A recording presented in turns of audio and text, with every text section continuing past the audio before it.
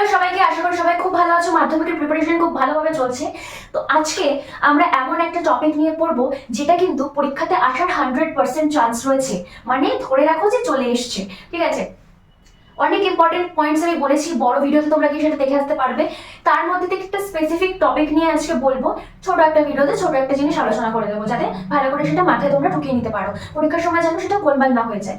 তাহলে আমরা আজকে 4th চ্যাপ্টার অর্থাৎ অভিব্যক্তি এবং অভিযোজনের যে চ্যাপ্টারটা রয়েছে, সেই চ্যাপ্টারের মধ্যে ঘোড়ার যে অভিব্যক্তি রয়েছে সেটা কিন্তু একটা পার্ট রয়েছে। এবার ঘোড়ার অভিব্যক্তি কি করে ঘটছে বা তার যে পয়েন্টস গুলো রয়েছে সেগুলো আমি আজকে একবার সোজাভাবে বুঝিয়ে পড়িয়ে দেবো, যাতে পরীক্ষার সময় যদি ব্রড কোয়েশ্চেন বা শর্ট কোয়েশ্চেন আসে খুব সহজভাবে তোমরা সেটা মানে মুখস্থ করে লিখে আসতে পারো।